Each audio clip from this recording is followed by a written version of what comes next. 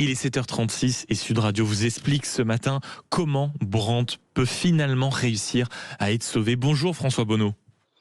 Bonjour. Président de la région Centre-Val de Loire. Pour commencer, joyeux Noël.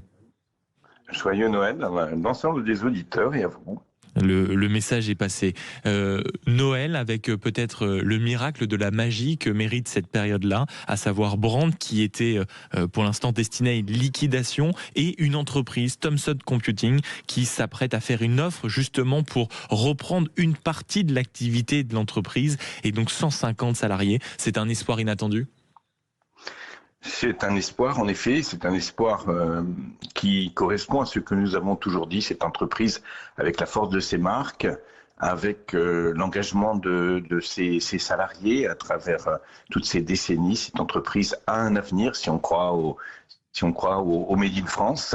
Ce sont de très belles marques, ce sont des marques auxquelles on a bien vu là dans toute cette période, les Français sont attachés. On a aujourd'hui Thomson Computing qui dit son intérêt pour la reprise. Nous en sommes ravis. Nous avons engagé avec la métropole, la région et l'État tout un dispositif pour aller sourcer des repreneurs. On a aujourd'hui quelque chose de tout à fait intéressant au niveau de Thomson Computing. Ça va faire l'objet d'un examen, de la robustesse industrielle, financière de la proposition.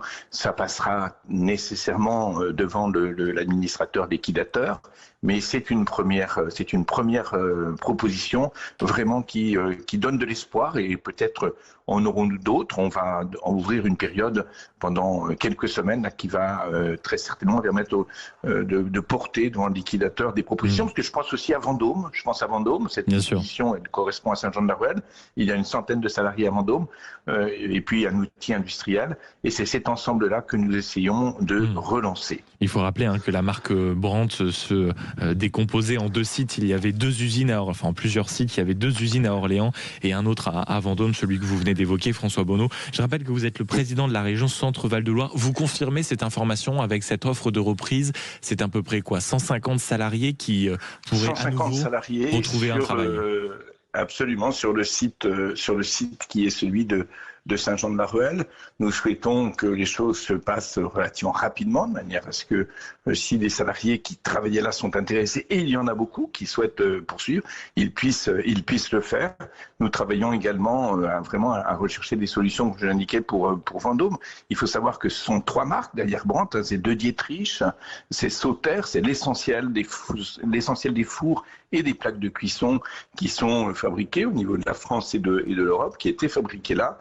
Et nous ferons tout pour que cela ne disparaisse pas. Aujourd'hui, on a un bon signe, un signe intéressant, une marque d'intérêt, et possiblement nous en aurons d'autres.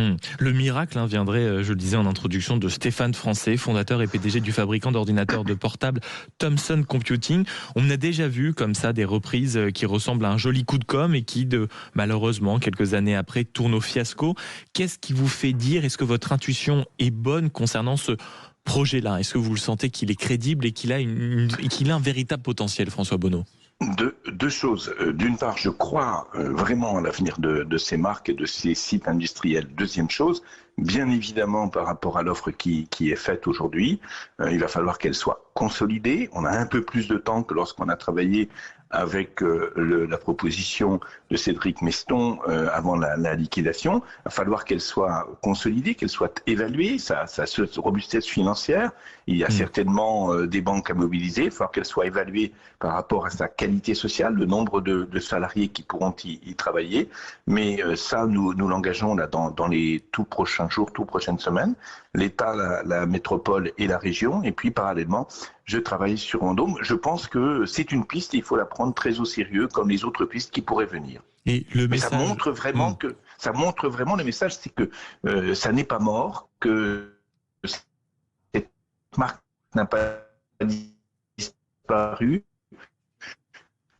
qu'un certain nombre de salariés, que les sites industriels ont un avenir et donc que le Made in France a un avenir. C'est un beau message pour ce jour de Noël. Donc ce n'est pas en effet qu'un symbole, c'était ma dernière question, François Bonneau. Il y a de véritables espoirs, parce que c'est aussi, on va dire, un énorme exemple pour toutes les entreprises qui, en France, sont en difficulté, vont connaître des périodes difficiles dans des secteurs stratégiques. Vous dites aussi ce matin, c'est possible, il suffit d'avoir un peu de temps, d'avoir des repreneurs français, d'avoir des savoir-faire qu'on souhaite tout simplement sauvegarder.